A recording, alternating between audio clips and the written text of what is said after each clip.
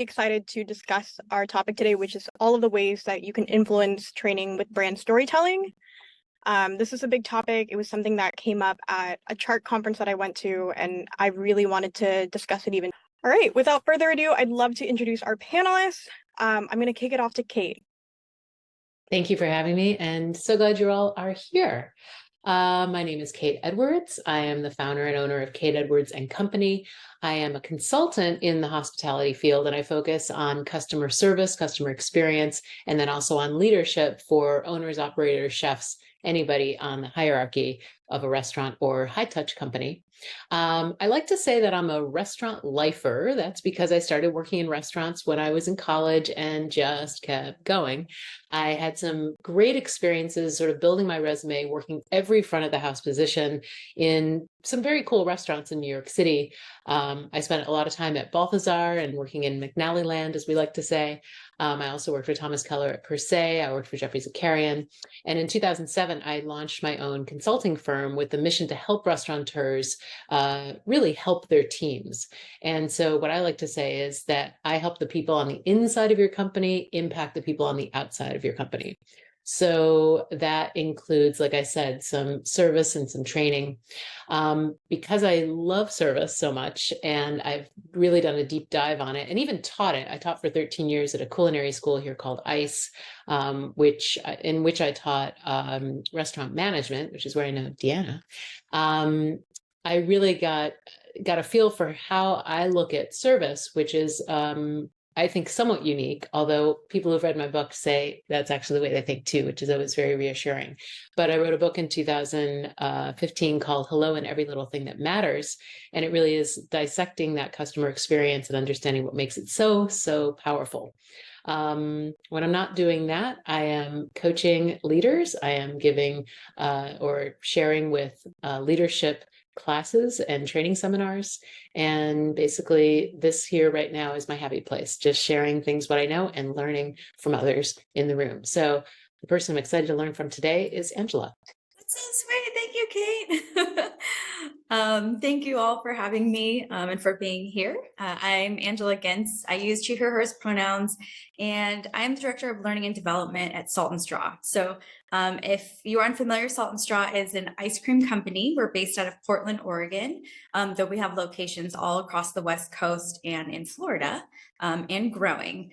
And so hopefully at some point you'll be able to, taste some of our incredible ice cream. Our company has been in existence about 12 years. We started as a small ice cream cart, in one of the sort of busy streets of Portland, and have just kind of exploded across the country.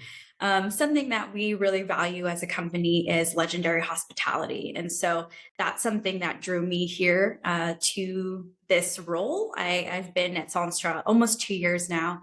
And it's that place of legendary hospitality and the care and concern for the guest that really brought me to the brand and brought me to want to work, here in this place. I was a longtime fan, been a Portlander for about 10 years. And so knew it from the outside, and then sort of like Kate, I wanted to join the inside, right? So I've had the privilege of working to kind of make sure the outside experience and inside experience are similar.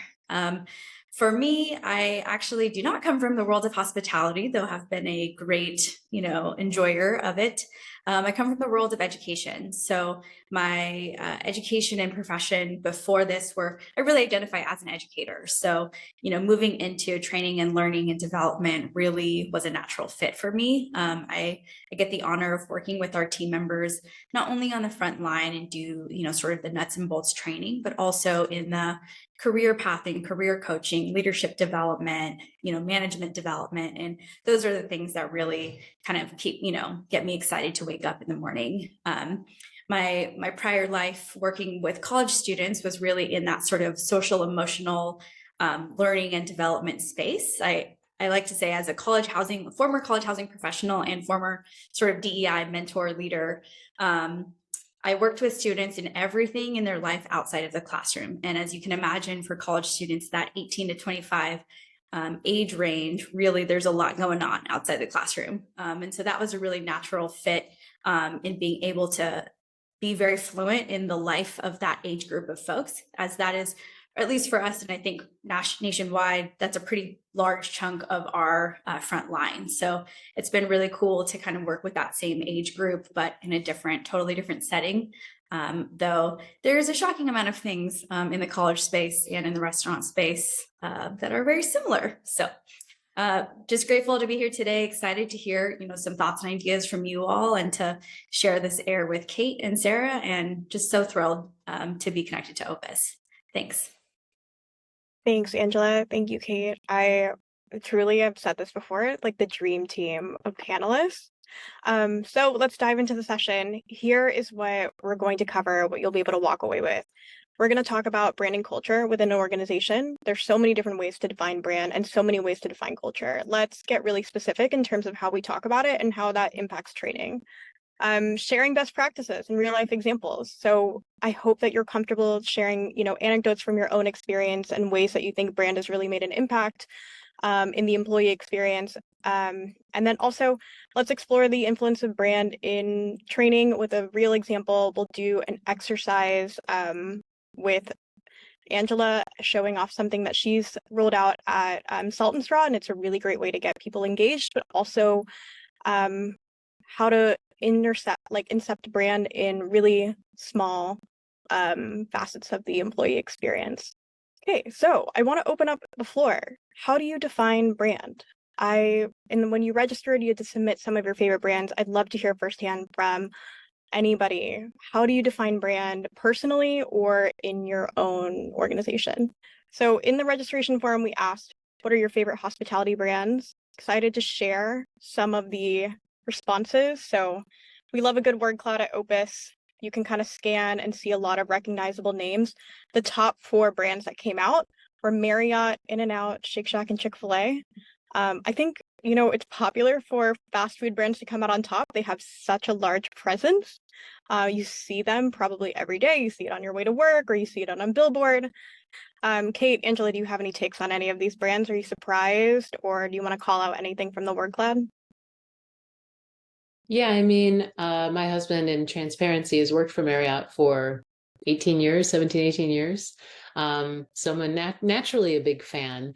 But what I'm hearing from you a little bit, Terrence, is the idea of it makes you feel good, right? It makes you feel special. It makes you feel considered. And to me, the feeling of it is a key component.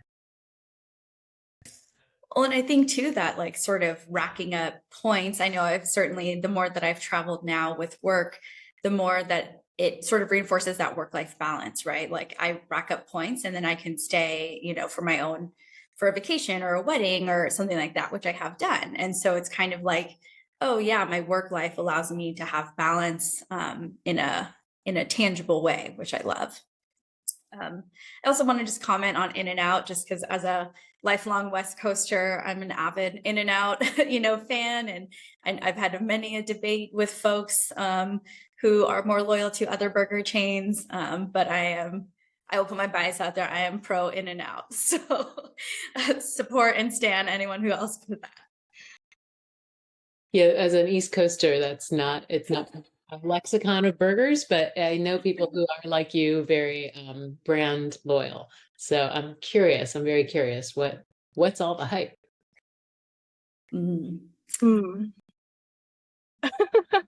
Without derailing the webinar and talking about In-N-Out, I think it goes back to the hospitality. It's a very specific experience. Like any good fast food chain, it's consistent and it's fresh. It's also delicious. I think a lot, you can debate it any way you want, but I think like it's also something that happens to you when you're young. You find your first burger or your first fast food chain, you're loyal to it for life. Yeah. Well, and I think it goes back to that. Sorry, go ahead, Deanna. I saw you unmute. Okay.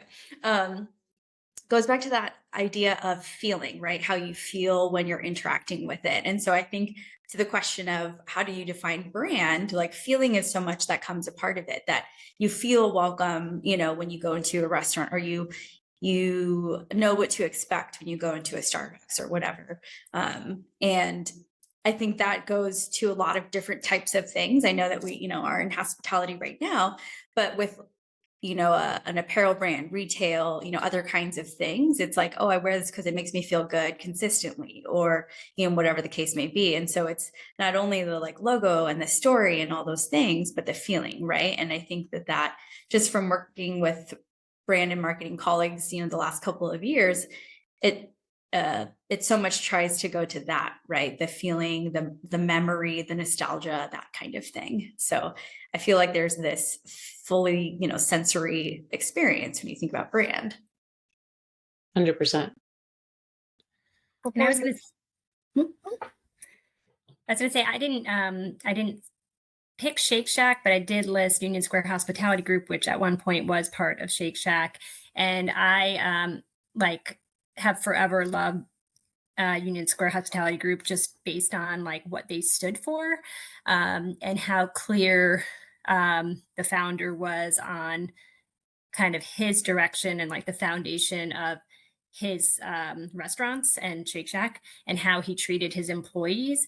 And I think that's, for me, brand is like, what does this stand for? Like one of the last hospitality companies I worked for was a mission driven brand. And I think there's been a lot more about like corporate social responsibility. And I think for me and for a lot of other people, like what the brand stands for and supports is also really important, at least for me. No, I think that's a really good point to bring up. And again, back to a feeling, you feel aligned with this brand. You feel like you won't be surprised by this brand, because that's something that when we go new places, I don't want any surprises, man. I just want it to be good or cool or whatever it is. So you won't get surprised, which is back to a feeling of comfort. Comfort makes us feel really, really good. Like everyone is actually seeking comfort and to minimize discomfort. So I think, that idea of knowing what they stand for is really integral to a deep sense of comfort and care with the brand.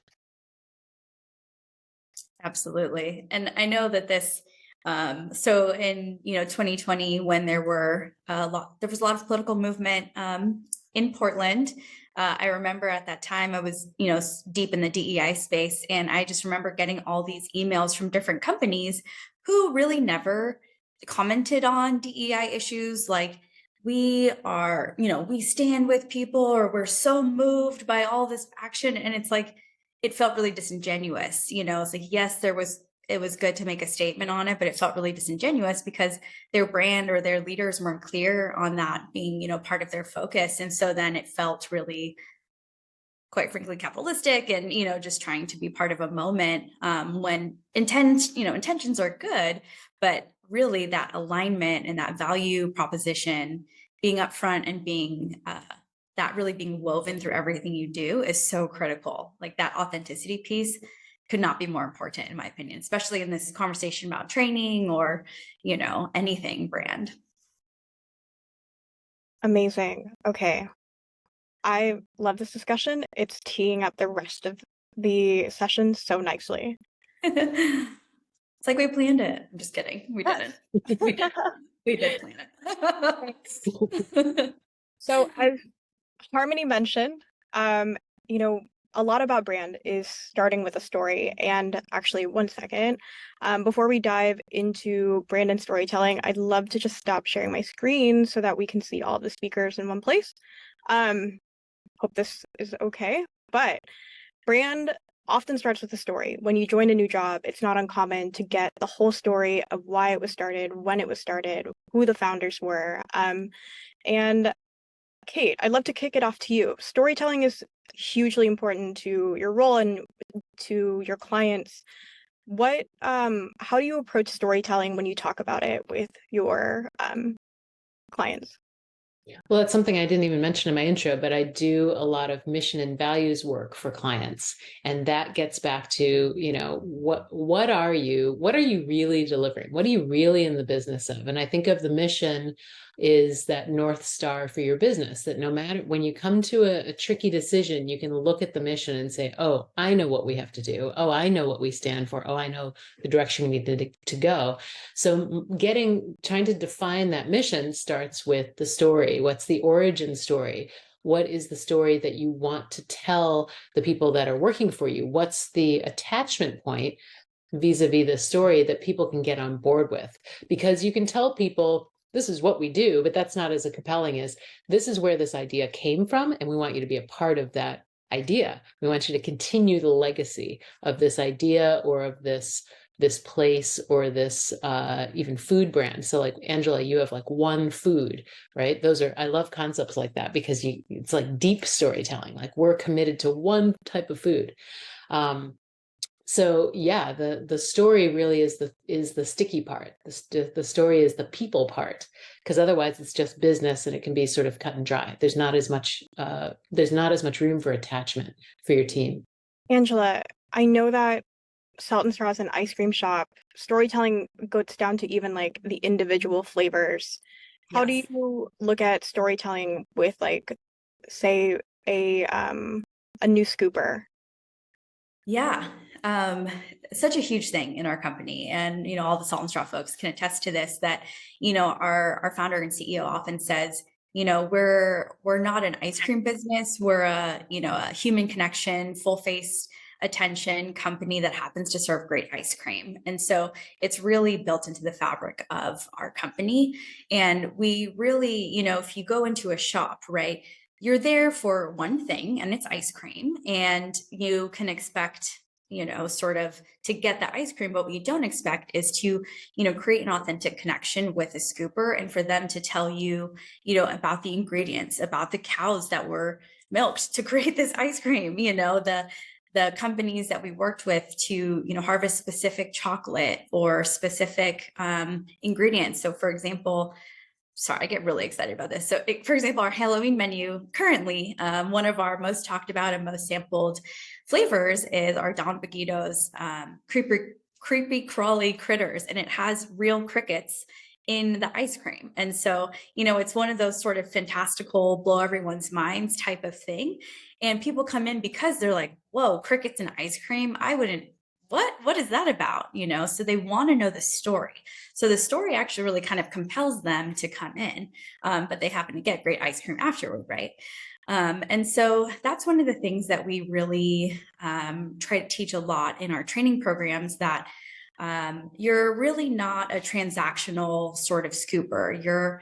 Think of yourself as a storyteller, as almost similar to sommelier in a wine tasting, that you're really taking folks through the stories of how things were made, why the ingredients were cultivated the way that they are, what was the mindset, and what was the, nostalgia and flavor notes that we're really trying to evoke with these flavors. And so we really try to equip them with the knowledge and the confidence to really interface with folks as though they are a tour guide, or, something like that, bringing someone along the journey of not a sample, but a taste adventure is what we call it. So it's really pivotal to everything that we do. And that's really genuinely, what we look for when we recruit folks, is that human ability to kind of interact. We can teach you about ice cream, but do you have that desire to create that connection with folks? We want that. Yeah, food is so rich for sharing story. That's the wonderful part of the business that we're all in, is that food is just so rich. So food, wine, beverages, there's so much history that you can share about. There's so much origination, there's so much innovation on that original item, that it's a great place for sharing and inviting people into the story of your business. Absolutely. Absolutely. And then, the common next step is like asking more. Oh, what do you mean by that? Or, wow, this is so mind blowing. I never would have thought to do this.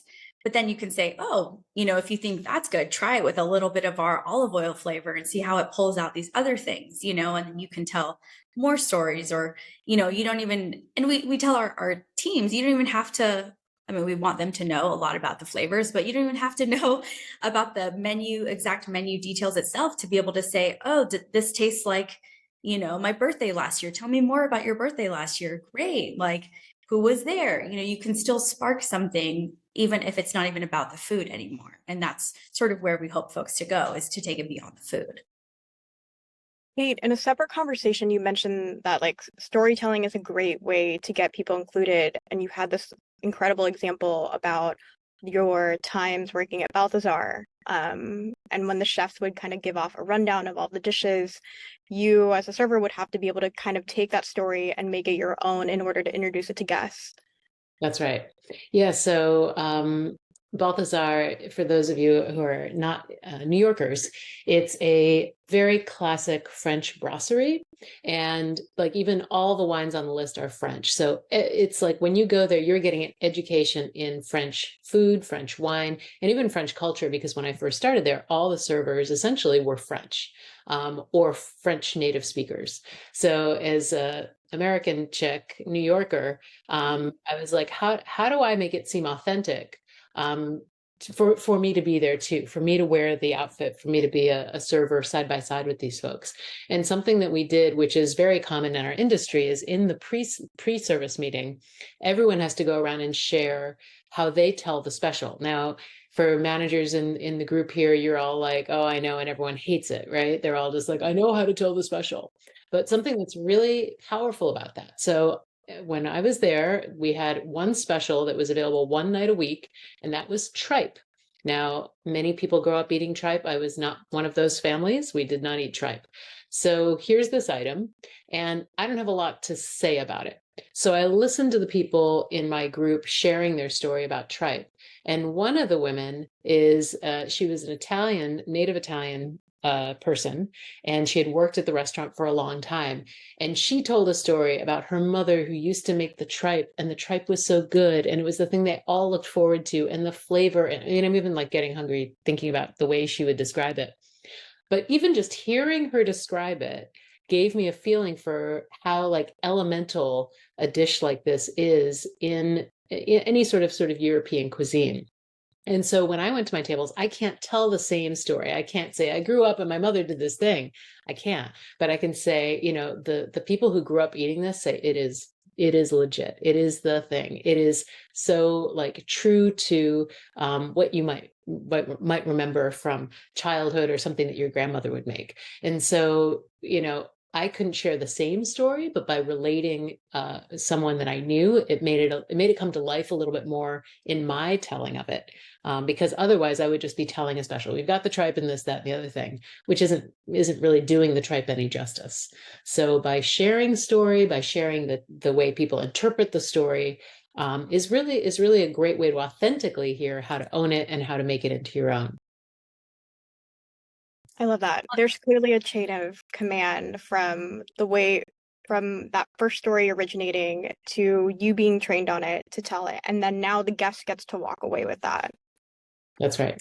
That's right. Yeah. Well, and I wanted to comment on that too, because that's something we often hear from our shop teams is that, you know, we give them all pretty much the same information about the flavors. And for you all to know that we have, you know, a set of 12 or 13 classic flavors, but every month we have 5 new flavors. So we are constantly training. We're constantly, you know, relearning information. And so one of the things that I hear from shop teams is that, you know, part of working, we don't really have a big back of house. So most of our interactions are in the front of house. And so they get to hear all month, you know, different scoopers that they're on shift with or managers, how they tell, you know, kind of have the same information, but their interpretation or, you know, how they would describe it. And we often hear in that co-learning space, you know, oh, I liked how this was said, or I liked how you engaged this person. I'm going to remember that. So it's actually a very powerful, like learning process as well within the storytelling. And, you know, so many studies show that the material, if it evokes an emotion, you know, it sticks to memory longer. So that's, you know, we really try to tap into that from a training perspective. And I'm also hearing the idea of team building, which is inherent in Yes. that, right? When you get to know your team members a little better vis-a-vis how they interpret this food product or this amazing ice cream product, that fosters a little bit more communication and understanding, which is super cool. Yes. Yes. Amazing. Does anybody want to jump in and add their own 2 cents on like storytelling? I mean, I know that it plays a role in every organization. No pressure. Yeah, I'd love to hear from some folks. No pressure, you know, too. Actually, I decided I'm turning this into a high pressure environment. I'm going to call you one by one. Derek, I see your mic's off. Are you So, yeah, it is I work on the hotel side, not for Marriott, so I'll talk to a few of you afterwards. But I work for Sonesta Hotels, and so we have 16 brands actually that fall within our company, and so there is layers of storytelling that I think are very important, right? Which is, who are we, Sonesta, as ourselves, but then we do weave in, because we have different guests, target guests, I guess, for each of the brands. And so, storytelling is very important there, right? They all have names and profiles, because people will remember, what are those types of folks. And then what is the voice of each of those brands? We have the full service resort luxury locations, and then we have extended stay, ones, and they each have their own voices and different stories, I guess. And so, yeah, it does become important. At the same time, one of the reasons, I joined today too, is that it can be complex too, right? In an organization that has so many different brands within it. Angela, I loved, your story. You kind of have one food that you focus on, and then I think of us, and we have 16 different brands. Forget about, the amount of products that we have. And so, it's difficult to try to navigate and make sure that we don't overwhelm with too many stories. But what I'm taking from that too, Derek, which I love that you're sharing that, like this is like a really great case study moment here, is that you and your company have taken time to decide which is which, who are they speaking to, where have they come from, like to determine that story is such an important piece of ownership or leadership, right? To say this brand is for this type of person, this brand is with this other type of person in mind, or this type of traveler in mind. So the work that goes into that is no joke, right? It took probably some time to develop the brands and then their unique voices, but that kind of clarity speaks to the people who are going to come work for you, and it speaks to the people who are going to come stay with you. So it's so important. I'm so glad you shared that. Absolutely. And I did want to chime in too, something that we started doing this year. We're kind of piloting it this year, is thinking about our guests, having, our scoop teams think specifically about the guests and who comes in. And so by way of refreshed hospitality training, we put together a few guest archetypes. So we have like the newbie, who's their first time coming to Salt and Straw, the lovers, the family, the person deep in grief. Like, we see these sort of archetypes of guests who commonly come by. And when we acknowledge that and train to, how do you sort of read that person's signs and kind of pivot your hospitality to that, it kind of gets to that, having that authentic moment with that authentic guest, because they're, showing up in a certain way. And you don't want to, to the person deep in grief, you don't want to be like, what are we celebrating today? That would be an inauthentic experience. And so we don't want to have them to have, one size fits one. And so I like the idea of turning it on really the focus on the guest, and how do you kind of work your way backwards from that. I love that example. It's something that we think about in marketing all the time. And also, a good segue into our next point, we want to talk about the customer and the employee sentiment, because a lot of the times people who come to work with us, or come who eventually become employees, were customers at some point. So there is a need to establish consistency between those two experiences. They kind of, in a way, go hand in hand.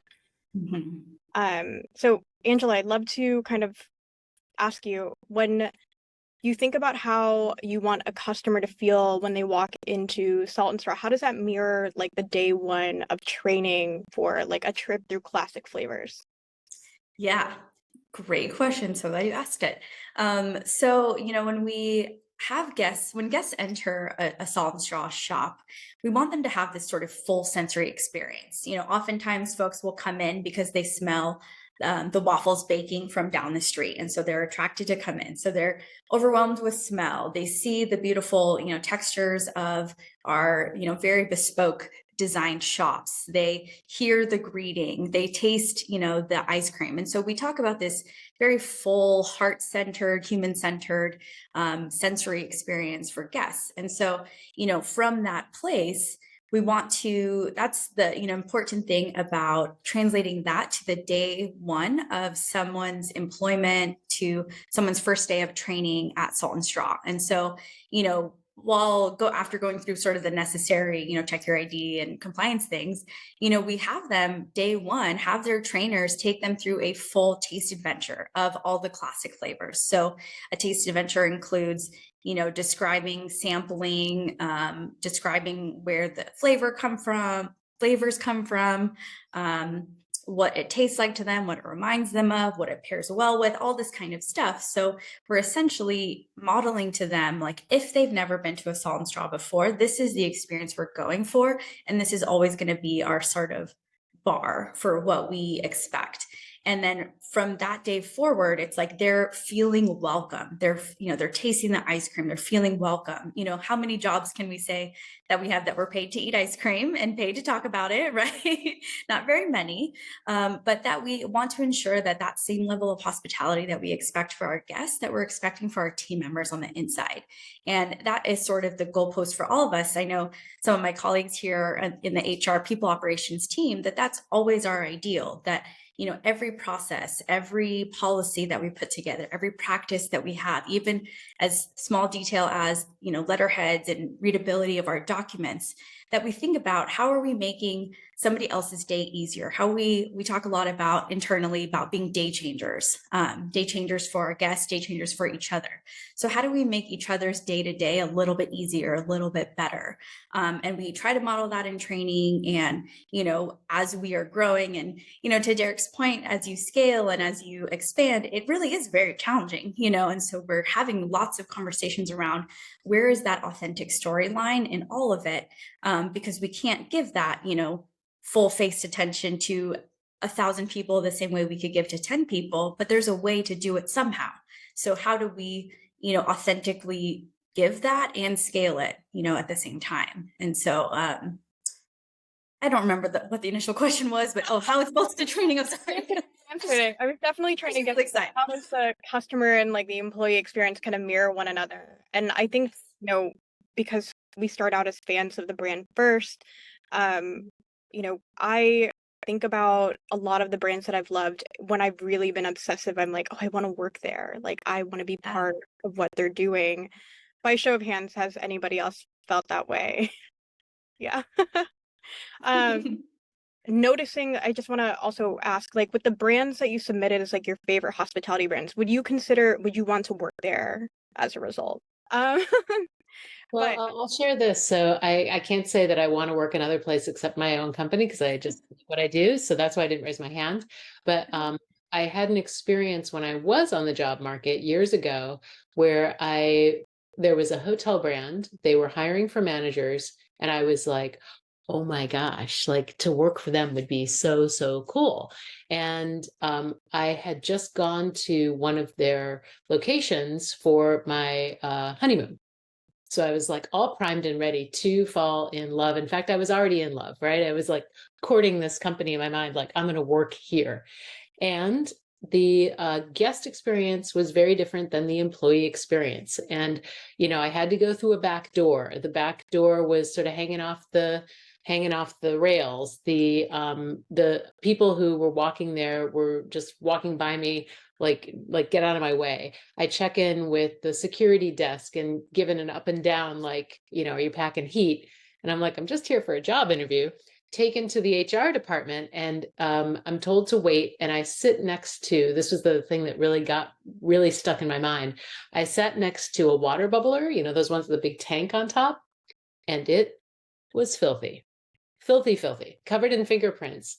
And I was like, wait a second, if the inside of this operation is like this, what I was so like, this is, I am so confused right now. Like, did I go to the right place? But in short, it did not match up. The customer experience and the potential employee experience were two totally different beasts. So I had my very perfunctory interview and was like, absolutely not. I would never ever work there, because peeking behind the curtain was incredibly disappointing. So, brands have a wonderful opportunity to demonstrate, especially in our world, hospitality to anybody who walks in the door, and in whatever door that might be, right? So the back door, the front door, and your consistency, I think, as a brand to deliver hospitality to whomever that is the game changer, because there are brands that don't do it. It's customer facing only, and the rest is just business. So, I always encourage clients and people in the industry, like, if you can really extend your hospitality to anybody everywhere, it's going to go such a long way, because people are paying attention. They are really paying attention. Kate, can I ask a follow-up question to that? Yeah. I'm just curious. Did you ever stay with that brand again? I have not stayed with that brand again. And I think that speaks volumes, right? So Right. absolutely. Thank you.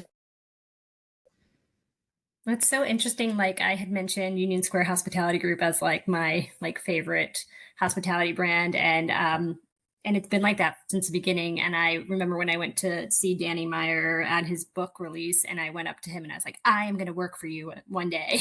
And this is like 2007, 2008, and I was, I moved to the West Coast, and they are based in New York. But when I was interviewing for Salt and Straw this summer, and I found out that he is an investor, it was just like, oh yeah, now I'm even more interested in this. And so that's still kind of years, decades later, and has weaved back in. So and the reason why is because of how they treat their employees. That's what I have. That's why I feel so attached to that brand. And my experiences at the restaurants when I was in New York over a decade ago were great. So hopefully that's still happening. I think so. They are the gold standard for hospitality, for sure. Good to know. I wanted to comment on something sort of on the employee experience end of things. Sorry to interrupt.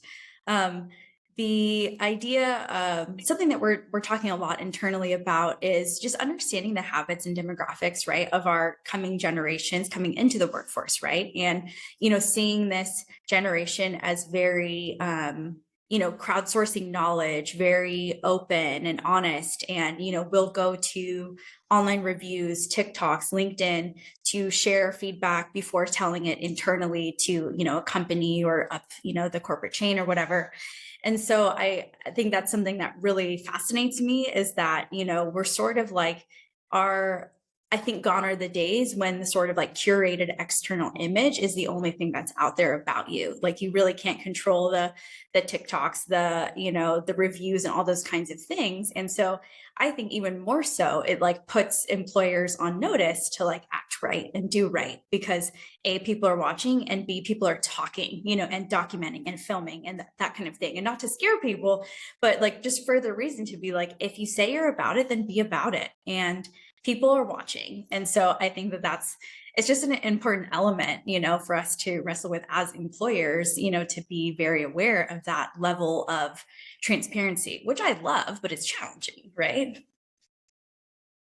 Of course. I'd love to break this down like a little bit more tactically. If you could bear with me, I'm going to share my more time. So before we dive into it, I mapped out a few ways that I also think, brand and like storytelling can influence training in like the day-to-day. A lot of the examples so far have been kind of like from that first impression, but a lot of the work is, everything in between. So thinking through like feedback loops, how to find and hire great team leaders who are great custodians of these principles, and then, your one-on-ones with those managers, and then the work itself. So keep these examples in the back of your mind. I'm sorry this is a little bit tricky, but I want to preserve the classroom setting as much as possible. And I'll share the presentation with everybody afterward. But yes, thinking of how brand, can influence just like even like the day-to-day bare bones of training and how you can incorporate them. Kate, you want your module that we're going to launch at Opus today is actually about like creating a culture for feedback. And feedback, I think, is such a good example of something we overlook, but is actually like a really great opportunity to like be very emblematic of like your brand and what you stand for. 100%. Yeah. I mean, in the module, but I talk about this when anybody wants to know, culture, or the feedback loop is a culture, right? If it's only giving feedback down, right? So from management to employees, that then there's not an open door to give feedback back up. And that's the sort of historical environment that we've been raised on. In you get feedback from your boss and then you keep your mouth shut, right? But in truth, feedback should be a two-way street, right? So I'd love to see you do this, and I'd appreciate it if you would consider this when we talk together, right? So there can be a two-way piece about it, which then if you are standing up for open feedback, open communication, transparency, that's where feedback is a day-to-day effort towards that, right? So really committing to feedback means asking for feedback, which is, by the way, the most low stress way to get the feedback loop happening, by asking for it. Hey, what did you think of my presentation? Hey, what did you think of my pre-shift as a manager, right? But when you're able to do it and demonstrate it, and then have the people who report to you start to demonstrate it as well, then you're really living it. So back to Angela, what you were saying before about it, things being, ingenuine, right? We can't talk about being, forward thinking and the next generation and transparent if we're not actually including our teams in some of those things. So feedback is a great example for living it out loud and making it part of your culture. Being part of your culture is part of your brand. Angela, do you think about this when it comes to hiring or promoting managers? Yes, very much so. And I want to touch specifically on the promotion part more so than the hiring part, just because that's more my world. But I also, specifically think that oftentimes we think about we need to hire the right people and put the right people in place. But the next step is harder, of cultivating that, skill set, cultivating the talents, and, having that pipeline internally, the retention aspect essentially. But yes, I think about it a lot, and I'm still thinking about feedback, right? And so something that very tactically, just came up today. Deanna is somebody that I work with very closely, and she helps with a lot of the manager training along the lines of employee relations or, corrective actions and that kind of thing. And so we've been trying to figure out ways to build that, more strongly build that culture of feedback in the sense of, positive psychology and strengths-based, asset-based as a theory, right? And that's, leadership theories are more like where I super nerd out, so I get really excited about this. But being able as an L&D person to be able to say, hey, let's make sure that the language that we're sort of infusing into our development programs is asset-based as opposed to deficit-based. And I think oftentimes with feedback, it goes to that place of, oh, you're late all the time, or you're not doing this, right? As opposed to, looking at what you're doing great and doing more of that. And so being able at a very fundamental level to kind of take that brand and culture and have it influence every decision of every piece of things. So everything that we teach, and every leadership or, working theory, learning theory behind it is in line with the brand and in line with hospitality, right? And so like there are ways that in everything that you do, every process, every policy, I say this a lot, and I say this to my team, they probably get sick of it, that you can influence it every step of the way.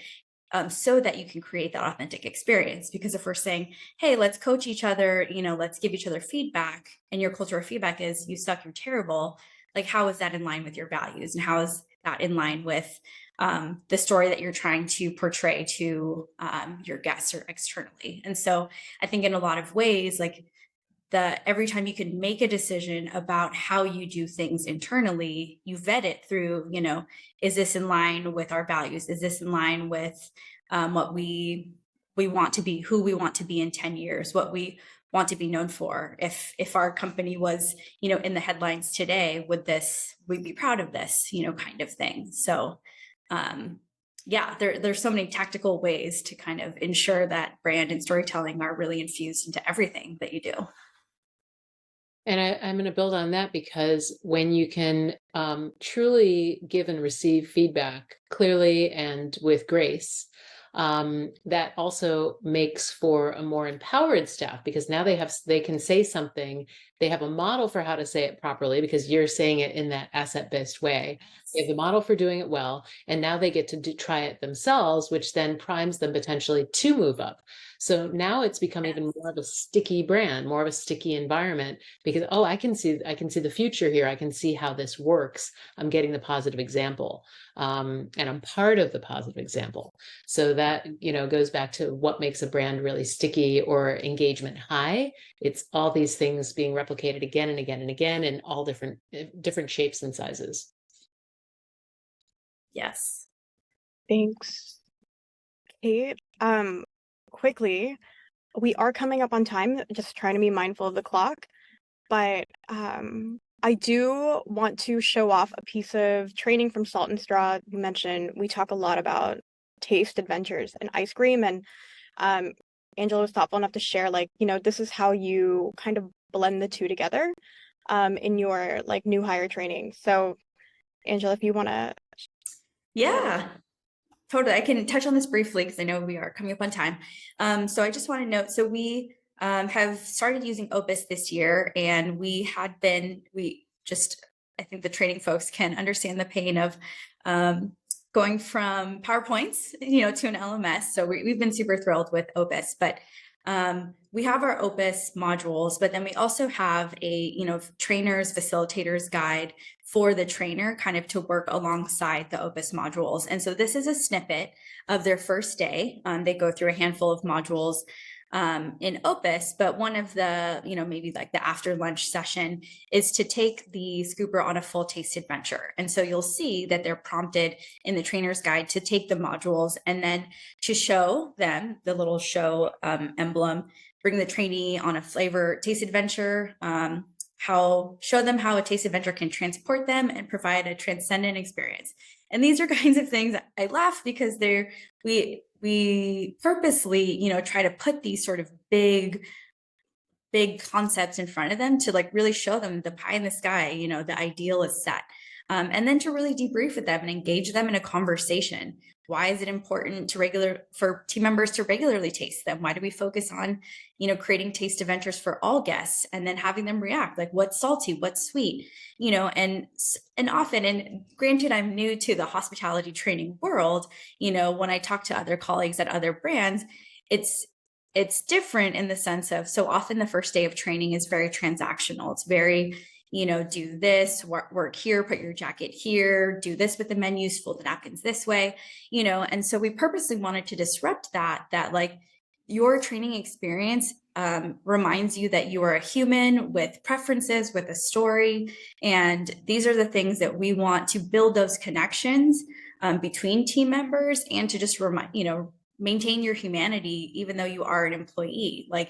You don't have to be, that's not the totality of who you are. And we don't want that. And we know that, we want you to have this positive experience, but we know that most scoopers aren't going to be a scooper for the rest of their life, right? So we want to make sure that their experience with us in Salt and Straw is kind of like a launch pad, like we call it. So the skills that they learn, the human kind of facing skills that they learn internally can be taken onto the rest of their lives, into their careers elsewhere. Because like we talked about earlier, it's that sense of hospitality that you're embodying. That's something that is really relatable and you can take to many industries. So really, every time we can show, we can tell, we can hear, we can say, we can feel, every time that we can do that, we try to do that.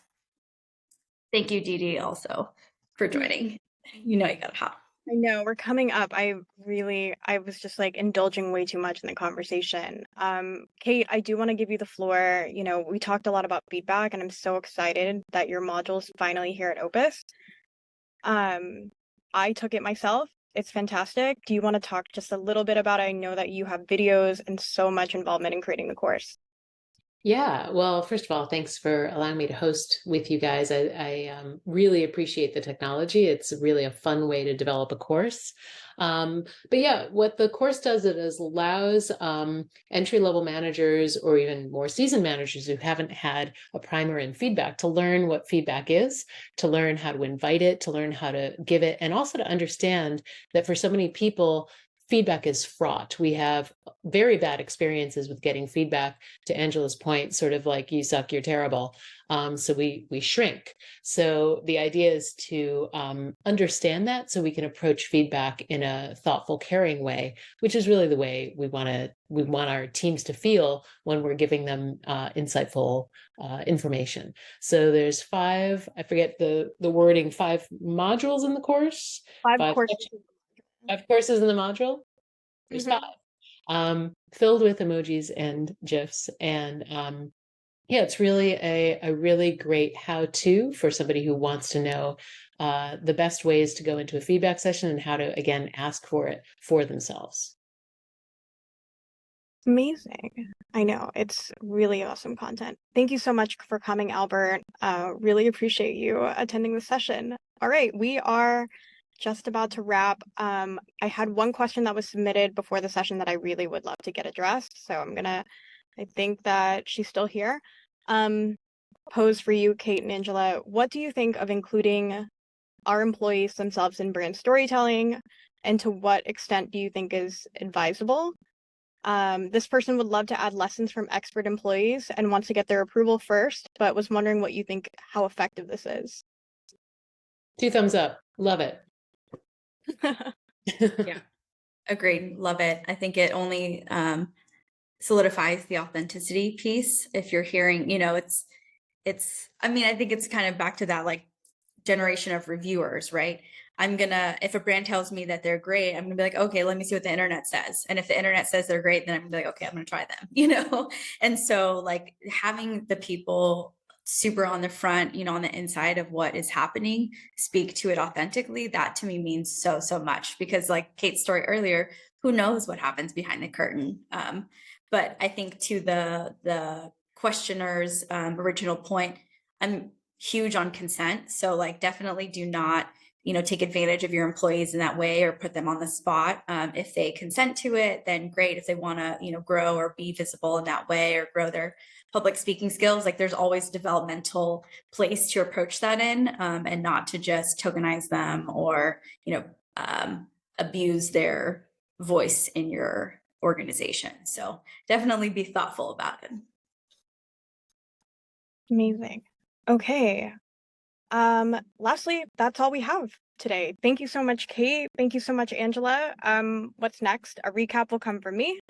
You'll also get a preview of our November session. We're doing an awesome session on new hire optimization, really thinking about speed and scale. We'll have our friends from Shake Shack, perfect timing, Black Seed Bagels, and Levity Live, which is a really cool improv restaurant bar.